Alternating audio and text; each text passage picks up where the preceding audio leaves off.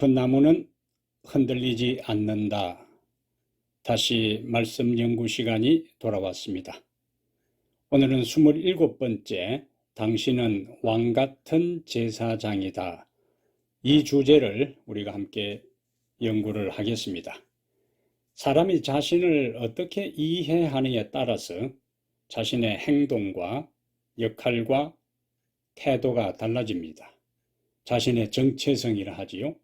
자신의 신분을 어떻게 이해하느냐는 자신의 삶의 모든 영역에 영향을 미칩니다. 이것은 단지 일상 삶뿐만 아니라 그리스도인이 신앙생활을 해 나갈 때도 내가 누구인가, 나는 어떤 사람인가, 이러한 것을 어떻게 성서적으로 이해하느냐에 따라서 신앙생활의 모든 면이 달라진다는 말씀이죠. 당신은 왕같은 제사장이다. 굉장히 우리에게 도전적인 말씀입니다. 서론에서 우리가 보는 것처럼 중세시대의 신앙적 종교개혁자들의 신앙적 중요한 유산은 모든 신자가 제사장이라는 이 만인 제사장설이 종교개혁 유산 가운데 중요한 유산 중에 하나가 됩니다. 목사만이 성직자고 일반 평신도들은 단지 그 목사의 가르침만 받고 자신의 일상 세속적인 일에 종사하면 된다는 이런 이분법적인 이해는, 신학적 이해는 교회 양상을 아주 무력화시킨 요인 중에 하나가 됩니다. 그래서 오늘 이제 27과 당신은 왕같은 제사장이다 하는 이 내용이 좀 범위가 많고 내용이 중요하기 때문에 2시간에 걸쳐서 말씀을 좀 정리를 하겠습니다. 왜냐하면 오늘 내용은 일반 목사들에게나 또 신자들에게 선뜻 수긍하기 힘든 내용들이 있고 또 쉽게 받아들이기 어려운 내용들도 있기 때문에 조금 설명을 요하는 내용들이 많아 자세하게 좀 다루려고 합니다. 자, 1번에 당신은 자신이 왕같은 제사장이라는 사실을 확신하고 있는가? 우리가 생각할 문제죠. 확신한다면 그 확신의 근거는 무엇인가? 언제부터 그런 깨달음을 경험했는지 구체적으로 말해보라.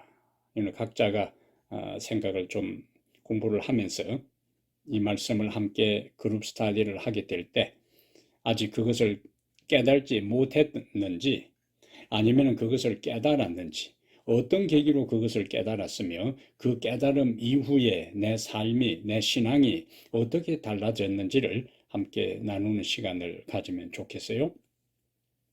2번째, 모든 평신도가 왕같은 제사장이라는 사실을 깨닫는 것이 왜 중요하다고 생각하는가? 그런 깨달음의 결과로 평신도의 삶에 어떤 변화가 올 것이라고 생각할 수 있는가? 이 문제는 4번과 연결하여 나중에 정리를 하겠습니다. 평신도들이 자기가 왕같은 제사장이라는 정체성, 그 신분에 대한 뚜렷한 명확한 이해가 없을 때는 수동적이고 소극적으로 주의 사업에 임합니다. 목사가 주도적으로 모든 것을 하고 평신도들은 단지 목사를 보조하는 그 역할에 머물고 말아요. 보조는커녕 어떤 경우에는 무한심한 상황으로도 전락되는 경우도 있습니다. 그래서 무기력한 신자를 양상하게 되고 목사에게 너무 의존적, 모든 신앙을 의존하는 의존적 관계로 나타나는 문제점도 있어요. 그래서 이 문제는 우리가 4번에서 구체적인 예들을 한번 보겠습니다. 3번째, 평신도에 대한 그릇된 견해가 형성된 역사적인 배경은 무엇인가? 일반적으로 지금 우리가 보통 사람 신앙인들이 생각하는 그 평신도, 목회자, 평신도, 성직자, 일반 신자 이렇게 이분법적으로 이해하게 된 역사적 배경이 무엇이냐 하는 것이 3번에서 다루는 문제입니다.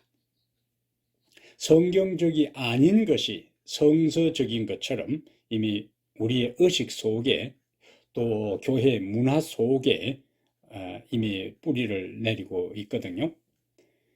여기 밑에 설명 나오는 것처럼 가톨릭 교회로부터 이 성직자와 평신도들을 이분법적으로 나누는 것들이 기원되었는데, 가톨릭 교회는 사제 중심의 교회 제도를 가지고 있습니다. 일반 신자와 신부, 그 다음에 제일 마지막 단계의 교황까지 철저하게 계급적인 형태로 되어 있어요. 그러다 보니까 교회가 그러한 계급적인 형태로 구성되어 있으니까 성직자와 평신도를 엄격하게 구분하는 성과 속, 거룩한 것과 세속적인 대립적 계층으로 이해를 하게 됩니다. 그래서 평신도들은 영적으로 연약하고 성직자의 돌봄을 받아야 할 그러한 존재, 의존적 존재가 되고, 그들은 아마추어, 영적으로 항상 낮은 수준에 세련되지 못한 아마추어 수준에 있기 때문에 성직자들이 더 탁월하고 성직자들이 더 고상하기 때문에 그들을 지도해야 한다 하는 것으로 가르쳐 왔어요. 그래서 성스럽고 성직자는 영적으로 우월한 존재로 주장을 해 왔습니다. 이것이 종교개혁이 일어나기 전까지 이러한 의식이 지배적이었어요. 그러다가 1517년 루터가 종교개혁을 일으키고 난 다음에 성직자와 평신도 사이에 이러한 양분된 가르침, 이해가 비성서적이라는 것을 그가 가르치기 시작했어요. 그러면서 모두가 하나님 앞에 제사장이다. 우리가 잘 아는 만인 제사장설입니다. 만인 제사장설은 모든 사람이 하나님 앞에서 평등하며 개념입니다. 동등한 제사장직을 가지고 있다. 이렇게 해서 종교개혁의 결과로 평신도의 지위가 향상되고 성직자와 평신도 사이에 본질적 차별을 철폐하는 계기가 마련된 겁니다. 그래서 모든 신자들 스스로 성경을 연구하고 기도할 수 있고, 인간 사제, 신부, 중보자를 통하지 않고도 하나님 앞에 예배할 수 있는 가르침들이 교회 안에 뿌리를 내리게 되어요. 그 결과로 교회의 혁명적 변화가 이제 일어납니다. 그럼 아까 2번에서 평신도들이 자신이 왕 같은 제사장이라는 것을 그 신분에 대한 정체성에 대한 그 이해가 왜 중요한가 하는 것들을 2번에서 우리가 질문을 던졌는데, 일반적으로 그러한 그 목사, 성직자와 일반 신자들을 구분하는 것이 교회에서 실제적으로 어떤 현상으로 나타나는지를 몇 가지 제가 예를 들었습니다. 자, 교회 교인이 병원에 입원을 했어요. 그 다음에 이사를 했습니다. 그러면은 장로나 일반 교인들이 이제 방문을 다 했어요. 그런데 장로나 일반 교인들이 교회를 대표해서 갔다 할지라도 주인의 입장에서는 병원에 입원해 있는 사람은 담임 목사가 방문하지 않으면 교회에서 공식적으로 방문한 것으로 정서적으로 받아들이지를 않아요. 교회에서 관심도 없다 그러고 목사가 관심도 없다 그러고 이러한 반응들이 나타납니다. 부목사가 방문을 하고 교회 사모가 방문해도 마찬가지예요. 어쨌든 담임 목사가 방문을 해야, 병원이나 이사를 하든지 사업체든 방문을 해야 공식적으로 방문한 것으로 인정하고 받아들인다는 거예요.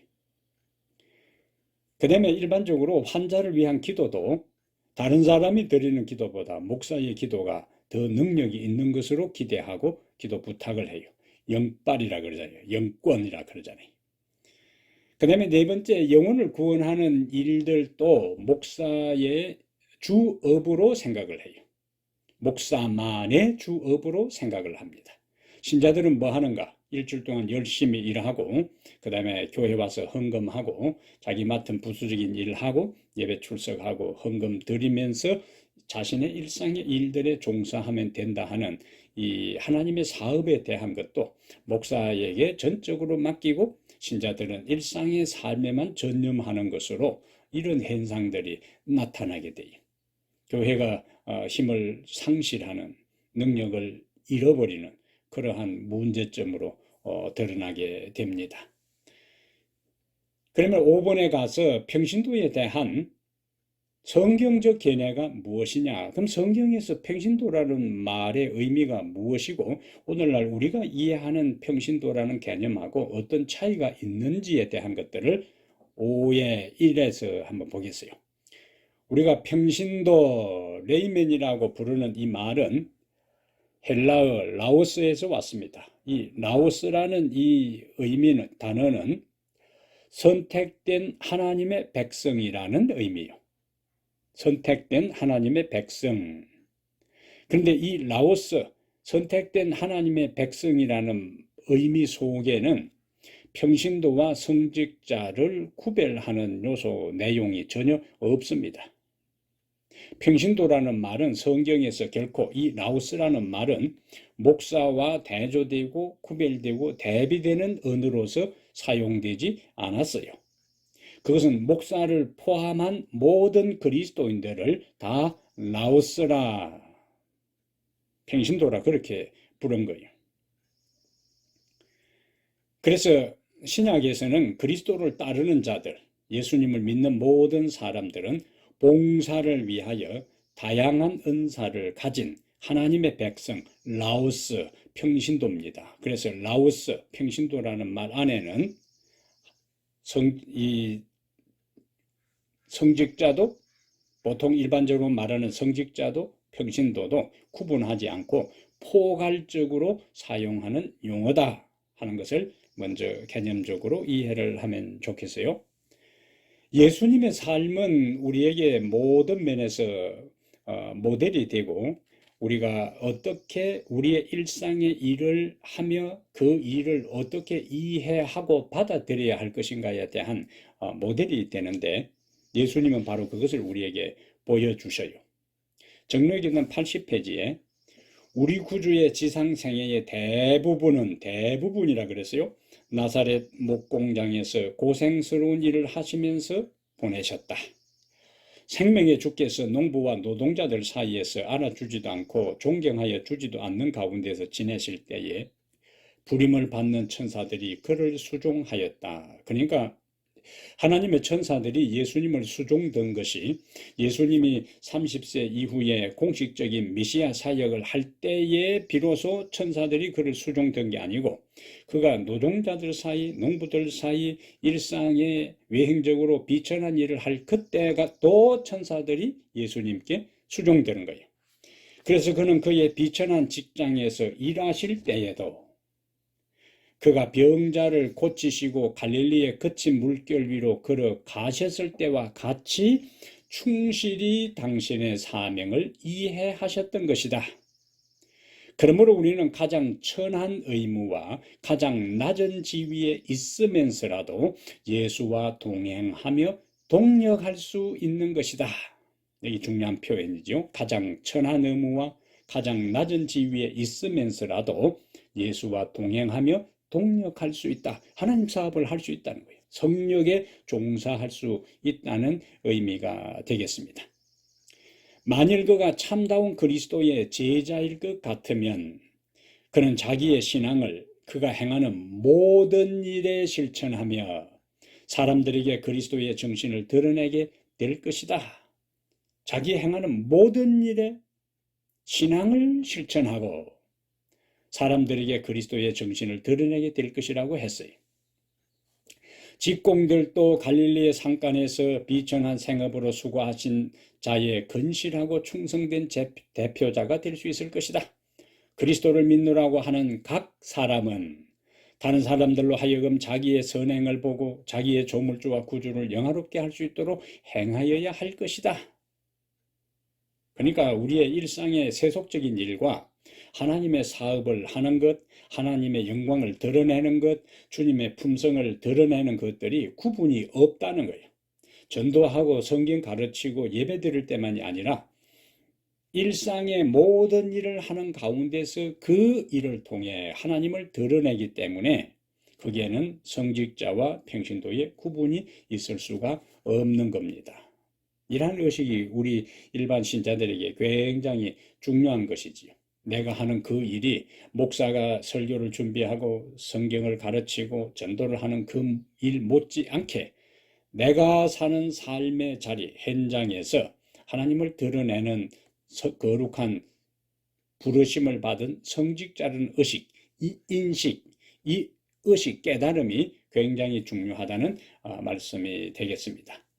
그럼 보통 우리가 성직자라 하는 말을 사용하는데 이 말은 그리스 로마의 도시국가 폴리스라 그러죠. 이 행정체제 안에 두 구분이 있었는데 장관 클레로스와 시민 라오스입니다. 우리는 앞에서 라오스가 성경에서 라오스는 선택받은 하나님의 백성인데 그리스 로마 시대의 일반적인 단어로 라오스는 그냥 시민이고 그 다음에 장관과 리더십 지배층에 있는 사람들을 클레로스라고 했어요. 이러한 구분을 중세교회에서 그대로 클레로스라는 단어에서 클러지, 성직자라는 단어를 사용하고 그 다음에 대립되는 단어의 의미로 라오스, 일반 신자들, 지배를 받고 또 가르침을 받아야 할 존재로 구분을 하게 된 것입니다. 그러나 성경은 성직자와 평신도를 구분하지 않고 모두가 하나님의 일을 하는 사람으로 표현하고 있습니다. 정리하면은 모든 그리스도인은 하나님의 제사장이다 하는 것이고 모든 그리스도인은 신분에 있어서 정체성에 있어서 존재에 있어서 하나님의 특별한 백성 라오스이다. 모든 그리스도인은 하나님의 일을 하는 데 있어서 성직자이다. 모든 그리스도인은 실제로 전업 풀타임 사역자이다. 이 네 가지가 중요한 핵심입니다.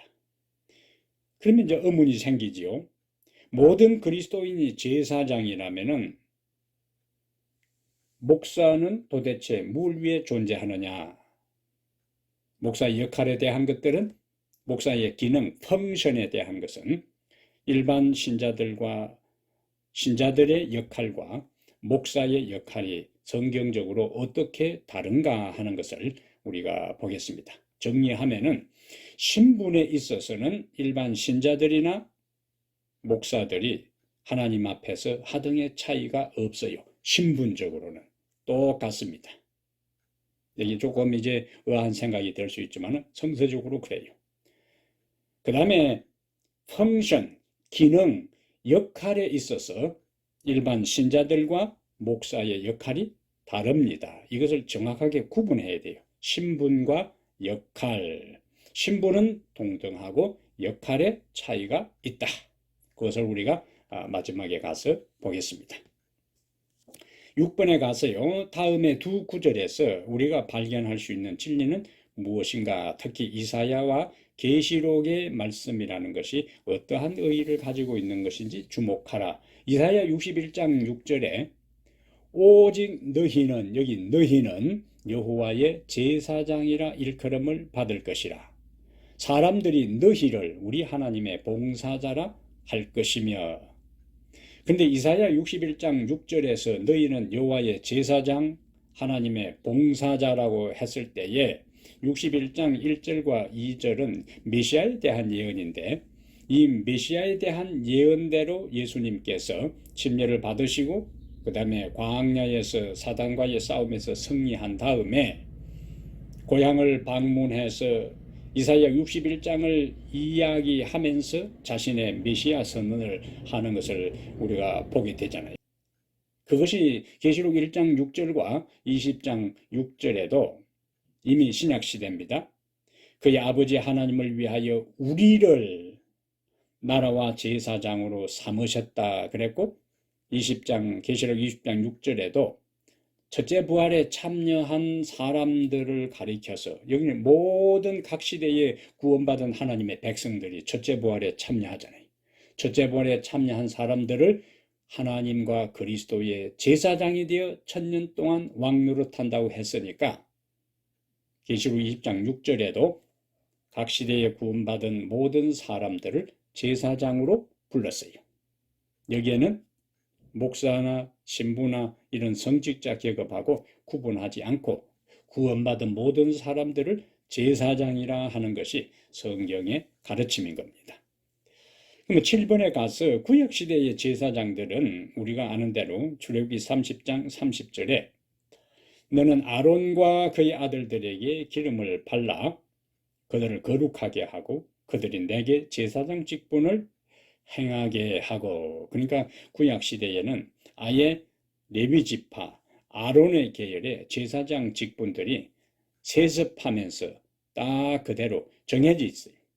그렇잖아요. 그러나 8번에서 보는 것처럼 신약시대에는 그 범위가 포괄적으로 구약시대의 특정한 지파의 사람들이 제사장 직분을 수행했지만은 신약에 와서는 달라진다. 베드로전서 2장 9절이 너희는 택하신 족속이요 왕같은 제사장들이요.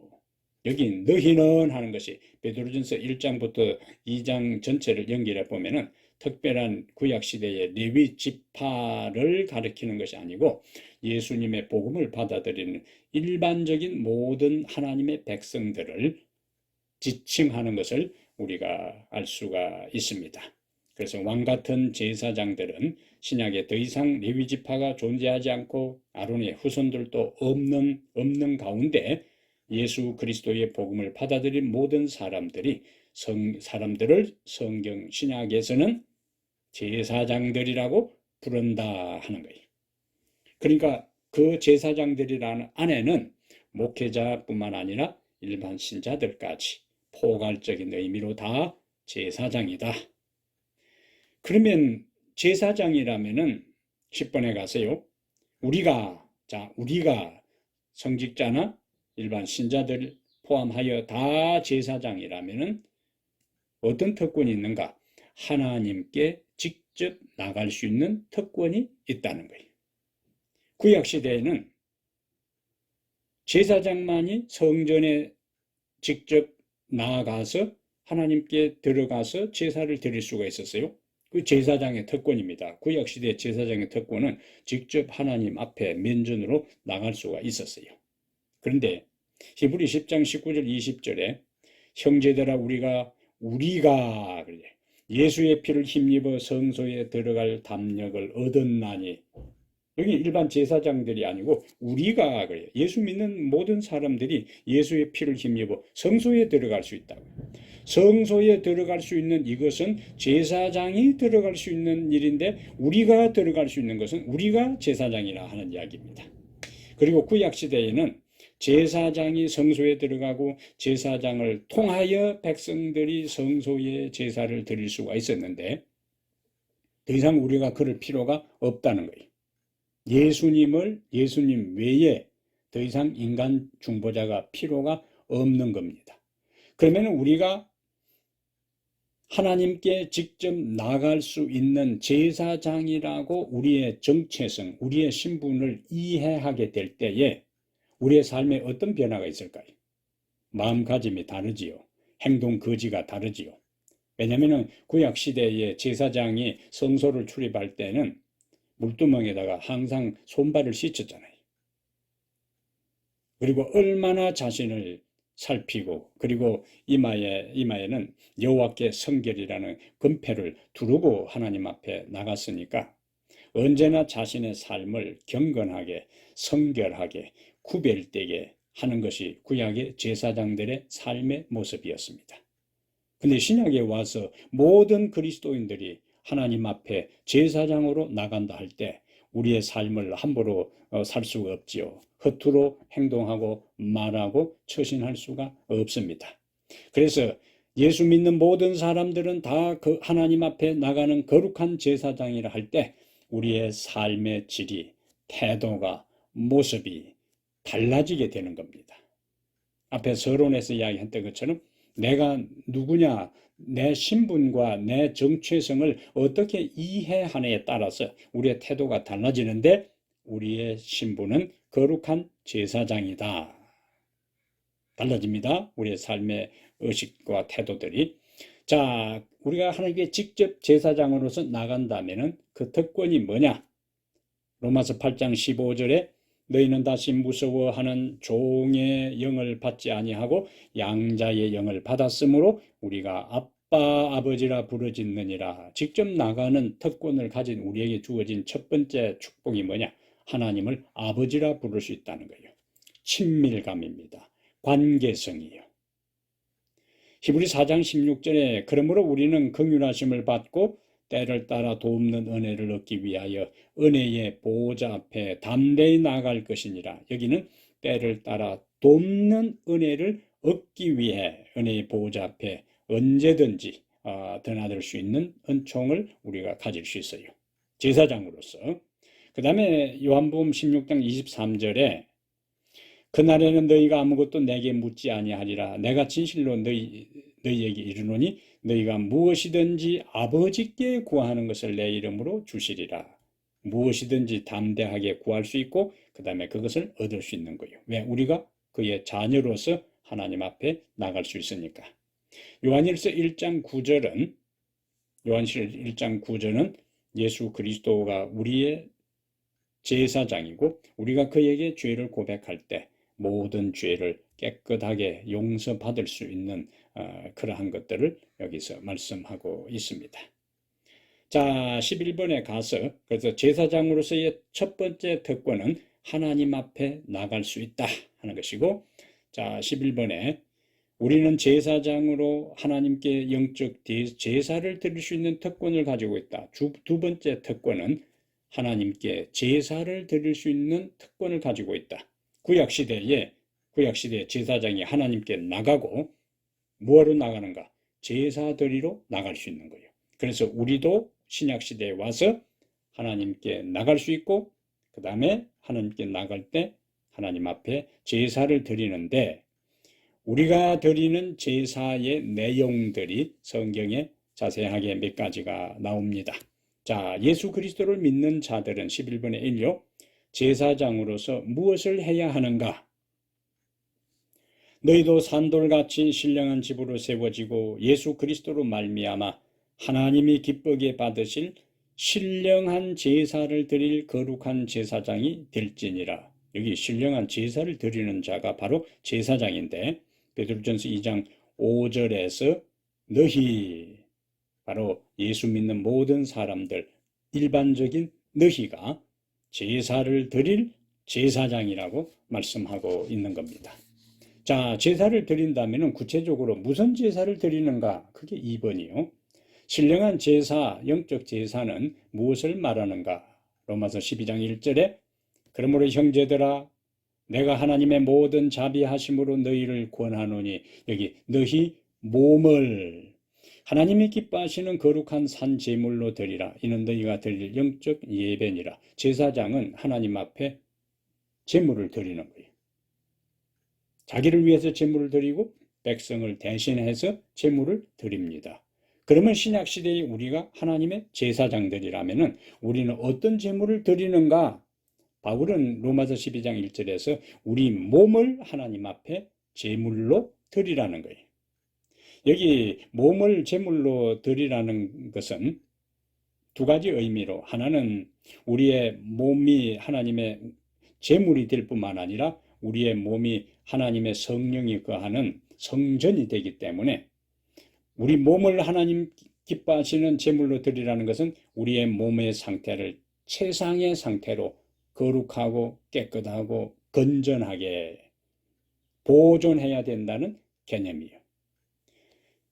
그 다음에 두 번째는 너희 몸을 하나님이 기뻐하시는 제물로 드리라는 것은 우리의 일상에 하는 모든 일들이 바로 하나님의 일이라고 생각하고 하나님을 기쁘시게 하고 하나님의 품성을 드러내는 그러한 의미로서 일에 임할 때에 그것이 바로 예배가 된다는 거예요. 그래서 예배는 바울이 말하는 예배는 교회에 와서 구분된 시간, 구별된 장소에 구별된 순서를 따라서 형식적으로 갖추어진 그 모습으로 예배 드리는 종교적 행위 속에서의 예배뿐만 아니라 일상의 삶에서 내가 하는 모든 일들을 하나님의 이름을 증거하고 드러내기 위한 목적으로 하게 될 때 그 삶의 모든 일들이 다 뭐가 되는가? 예배가 된다는 거예요. 왜? 우리의 신분이 제사장이니까. 제사장이 하는 일은 예배잖아요.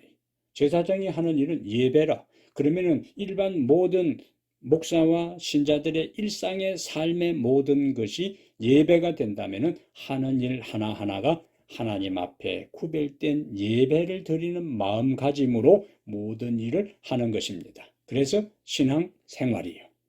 자, 이러한 의식을 가지고 인생을 산다면 굉장히 우리의 삶의 질이 달라지겠잖아요. 목사는 목사대로, 일반 신자는 신자대로 자신의 하는 실제적인 일들은 이 땅에서 다양한 형태의 일들을 한다 할지라도 그 일 자체가 목적이 아니라 그 일들을 할 때의 목적과 동기가 하나님을 영화롭게 하는 목적으로 그 일을 하게 될 때 하나님은 그 일을 자신에게 드리는 예배로 받아들인다는 거예요. 일상의 예배입니다. 일상의 예배. 그러면 우리가 일반적으로 교회에 와서 예배를 드릴 때에 뜨거움이 없고 감동이 없고 감격과 눈물과 깨달음이 없는 경우가 많이 있는 이유는 일상의 삶이 예배자로서의 삶을 살지 않기 때문에 그런 현상이 나타나는 거예요. 너무 이분법적으로 일상의 삶은 삶이고 예배는 예배고, 그러니까 일상의 삶에는 전혀 하나님을 의식하지 않고 그 일에 정성을 다하지 않고 하나님께 드리는 제사와 같은 마음가짐으로 하지 않다가 교회에 와서 갑자기 모델을 바꾸려고 보니까 잘 안 되는 거예요. 6일 동안의 삶의 연장선에서 그냥 맹숭맹숭하고 뜨거움도 없고 감동도 없고 그냥 몸이 건조한 찬양, 말씀, 기도가 되고 마는 겁니다. 그런데 내가 일상에서 무슨 일을 하든지 어떤 직종에 종사하든지 간에 그 삶의 영역에 하나님이 함께 하시고 그것은 예수님께서 메시아로서의 사역을 하기 전에 비천한 일을 하는 가운데서도 천사가 수종들었다 하는 것처럼 우리가 하는 모든 일상의 일을 그런 마음으로 하게 될 때 천사가 함께 할 것이. 자, 그럼 언제나 하나님의 임재 의식 속에 있어요. 코람되어 하나님 앞에 있는 것 같은 마음으로 합니다. 에녹과 같이 일상에서 하나님과 동행하게 돼요. 그리고는 구별된 안식일, 구별된 장소에서 구별된 시간에 하나님께 예배를 드릴 때 6일 동안의 삶이 하나님과 함께하는 삶이고 하나님의 임재를 의식했던 삶이고 하나님과 동행했던 삶이기 때문에 예배날 하나님 앞에 나와 부르는 찬미가 다르고 드리는 기도가 다르고 듣는 말씀이 다르고 대하는 태도가 달라지게 돼 있는 겁니다. 왜? 6일 동안의 삶이 영적인 삶으로 점철되어 있다가 마지막 피크 절정으로 하나님께 최상의 예배를 드리기 때문에 그런 거지요. 그 일상에서 하나님의 자녀로서 몸을 하나님께 구분하고 삶을 하나님께 구분할 때 그것이 일상의 예배가 된다. 우리의 신분을 항상 그런 신분을 의식하는 게 필요한 것입니다. 그 다음에 세 번째, 구체적으로 우리의 일상의 삶에서 종교적인 영역에서 하나님께 드릴 영적 예배, 신령한 제사가 무엇이 있을까? 히브리 13장 15절에 우리는 예수로 말미암아 항상 찬송의 제사를 하나님께 드리자. 여기 찬송의 제사가 나와요. 그러니까 우리가 드리는 찬미를 하나님께 드리는 제사라고 생각할 때 얼마나 정성을 다하겠어요. 보통 제사하면은 느끼는 이미지가 뭡니까? 정성입니다. 정성. 신앙을 하지 않는 사람들도 제사를 드리면은 목욕 재개하고 정성껏 음식을 준비하고 옷을 입고 정성스러운 마음으로 절을 해요. 제사는 정성입니다. 정성. 온 마음을 다하는 거예요. 그래서 찬송이 제사를 할 때 지금 우리 교회에 나타나는 그러한 찬미하는, 찬송하는 그런 분야하고 전적인 다른 차원의 찬송을 하게 될 거예요. 어떤 의식을 갖게 될 때, 나는 제사장으로서 지금 하나님 앞에 찬송의 제사를 드린다 할 때 거기에 마음과 정성과 온 혼을 다하여 하나님께 찬송의 제사를 올리게 되는 겁니다. 히브리 13장 16절에는 이어서 오직 선을 행함과 서로 나누어 주기를 잊지 말라. 하나님은 이 같은 제사를 기뻐하느니라. 다시 히브리 기자는 선을 행하는 것도 제사고 서로 돕고 나누어 주는 것도 하나님께 드리는 제사라고 했어요.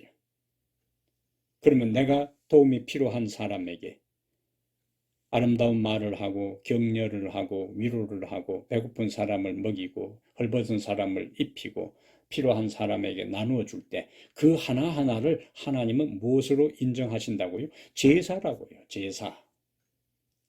그 우리의 일상의 삶이요. 그러니까 우리의 일상의 삶이 내가 제사장이라고 분명히 내 신분과 정체성을 인식하게 될 때에 다른 사람과의 관계에 있어서 다른 사람의 도움을 필요를 채워주는 그 하나하나가 다 하나님께 드리는 제사장으로서의 제사라고 생각할 때 달라진다는 거예요. 태도가 달라지고 마음가짐이 달라진다.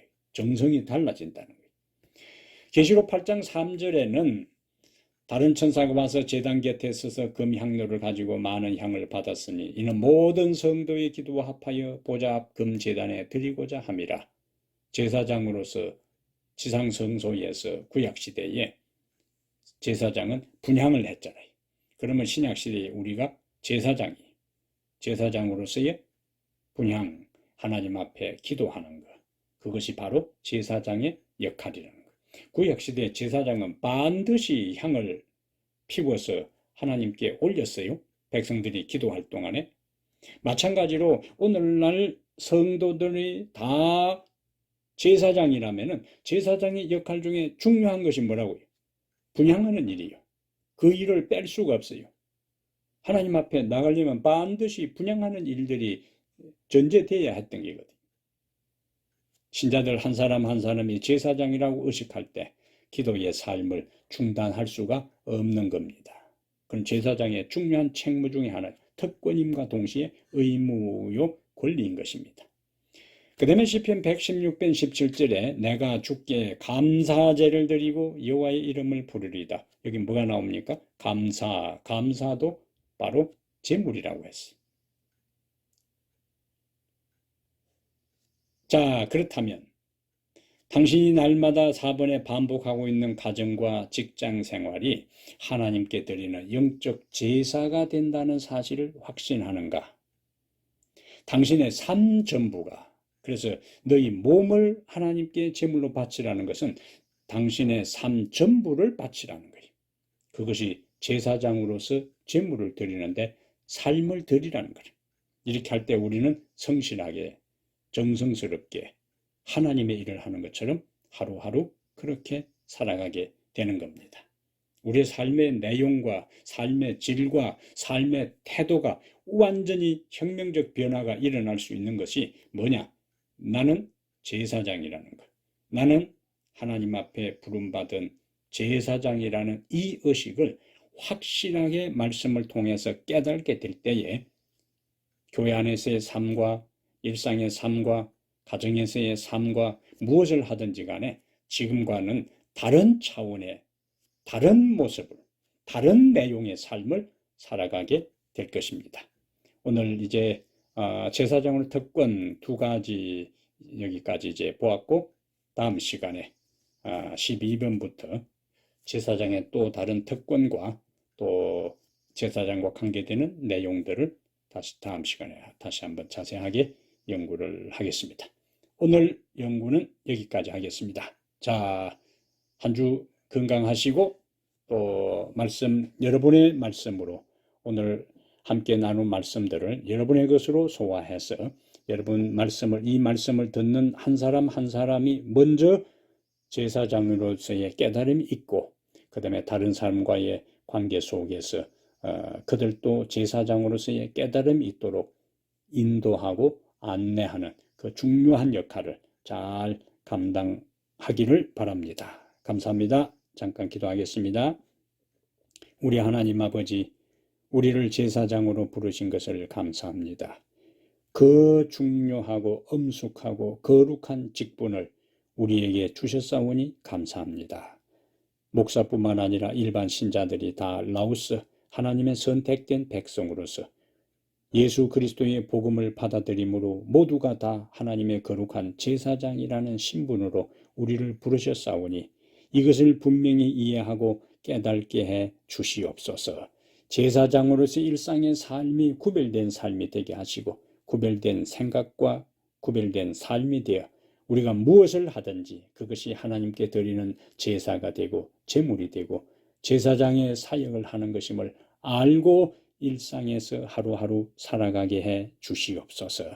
이 말씀을 듣고 배우는 모든 한 분 한 분의 심령 속에 이와 같은 분명한 자기 확신과 깨달음과 또 자기 정체성이 확인되어서 지금과는 다른 차원의 더 하나님께 기대하는 바로 그 삶을 충실하게 제사장으로서의 삶을 살아가게 해 주시옵소서.